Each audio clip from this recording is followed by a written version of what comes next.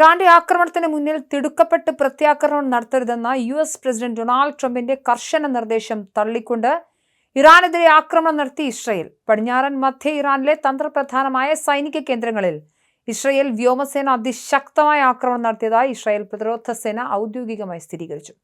പശ്ചിമേഷ്യ ഒന്നടങ്കം നടക്കിക്കൊണ്ടാണ് ഇന്ന് പുലർച്ചെയോടെ ഇസ്രയേലിന്റെ അപ്രതീക്ഷിത മിന്നലാക്രമണം ഉണ്ടായത്. ഇറാന്റെ ഭീകര ഭരണകൂടത്തിന്റെ പടിഞ്ഞാറൻ മധ്യ മേഖലകളിലെ സൈനിക കേന്ദ്രങ്ങൾ ലക്ഷ്യമിട്ട് ഇസ്രായേൽ വ്യോമാക്രമണം വിജയകരമായി നടത്തിയിരിക്കുന്നുവെന്ന് തങ്ങളുടെ ഔദ്യോഗിക ടെലഗ്രാം ചാനലിലൂടെ IDF വ്യക്തമാക്കി.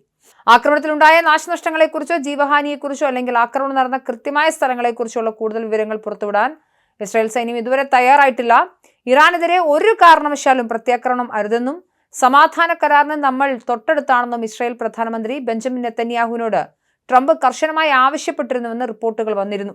ഇരു രാജ്യങ്ങളും തമ്മിൽ നിലനിൽക്കുന്ന യുദ്ധം അവസാനിപ്പിക്കാനുള്ള ചരിത്രപരമായ സമാധാന കരാറിനോട് അമേരിക്കയും ഇറാനും വളരെ അടുത്താണെന്നും ഈ സാഹചര്യത്തിൽ പ്രത്യാക്രമണം നടത്തി കാര്യങ്ങൾ കൂടുതൽ സങ്കീർണമാക്കരുതെന്നും ട്രംപ് നെതന്യാഹുവിനോട് ആവശ്യപ്പെടുമായിരുന്നുവെന്നാണ് റിപ്പോർട്ട്.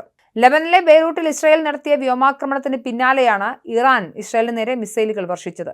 എന്നാൽ ഇസ്രായേലിന്റെ ഭാഗത്തുനിന്നുണ്ടായ ഈ നീക്കങ്ങളിൽ ഡൊണാൾഡ് ട്രംപ് കടുത്ത അതൃപ്തി രേഖപ്പെടുത്തിയിട്ടുണ്ട്. ബെയ്റൂട്ട് ആക്രമണത്തെ താൻ ഒട്ടും പിന്തുണയ്ക്കുന്നില്ലെന്നും അത് സമാധാന ചർച്ചകളെ ബാധിക്കുമെന്നും ട്രംപ് മാധ്യമങ്ങളോട് തുറന്നു പറഞ്ഞു.